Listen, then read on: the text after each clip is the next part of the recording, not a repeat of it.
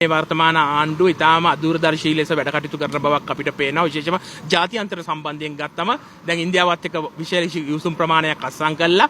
අපි දන්නවා දැන් මේ සමහර බෙහෙත් සම්බන්ධයෙන් වුන් අත්සන් කර යුසුම් දැන් නැවත උන්ට පාරාවලල්ලක් වෙලා තියෙනවා. ඉතින් ඒ වගේම තමයි අපි දකිනවා පහුගිය දවස්වල මේ ඇතිවෙච්ච ආපදා තත්ත්වයක් එක්ක රජයේ ක්‍රියාකාරීත්වය සමයවට මැදිහත් වීම මේ නීති රීති යන සමහර දේවල් අවශ්‍යයි. ඒ වගේම ජනතාව වෙනුවෙන් හිතලා වැඩ කරන්න අවශ්‍යයි. මේ IMF එක්ක වැඩ පිළිලත් එක්ක ජනතාවට පෙන්නනවා ලොකු සාහන ටිකක් දෙනවයි කියලා. හැබැයි ඒක පැත්තකින් ජනතාවගේ බෙල්ල මිරිකලා සාකු හුරන ආර්ථිකයක් ක්‍රියාත්මක කරනවා. ඉතින් අපි මේ ආණ්ඩුවට කියන්න කැමති ඔය ගමන ගියපු හින්දා තමයි රාජපක්ෂලාව එළෙව්වේ. ඔය ගමන ගියපු හින්දා තමයි වික්‍රමසිංහලාව එළෙව්වේ. ඔය ගමන ගියපු හින්දා තමයි මේ රටේ මිනිස්සු ගෝල් පේස් වලට ඇවිල්ලා අරගලයක් කරේ.